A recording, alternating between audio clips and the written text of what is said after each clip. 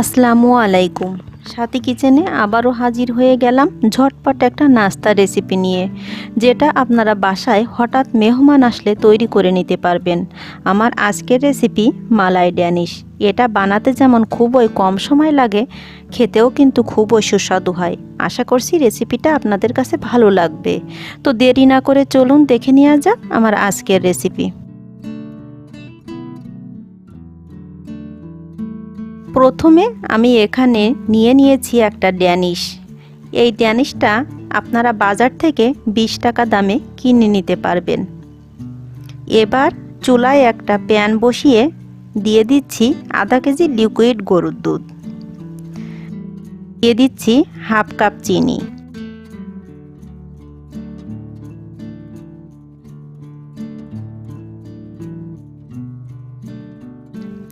দুধটাকে জাল করে একটু ঘন করে নিয়ে আরও টেস্টি করার জন্য এর মধ্যে দিয়ে দিব 1/4 কাপ গুঁড়া দুধ, দিয়ে আবারও একটু জাল করে নেব। এটা যত ঘন করে জাল দিবেন খেতে কিন্তু তত টেস্টি হবে। এবার আমি চুলা থেকে নামিয়ে সেই দুধটা একটা চামচের সাহায্যে এভাবে ড্যানিশের উপর দিয়ে দিব।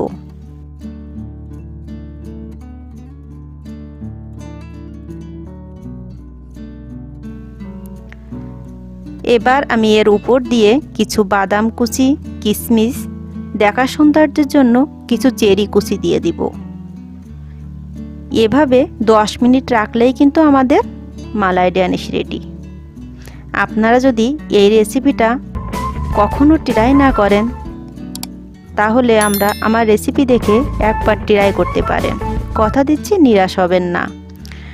10 মিনিট পরে আমি একটু কেটে দেখাচ্ছি। দেখুন কত সুন্দরভাবে ড্যানিশটা ভিজে নরম হয়ে গিয়েছে। দেখেছেন তো কত ঝটপট তৈরি করে নেওয়া যায় এই নাস্তাটি।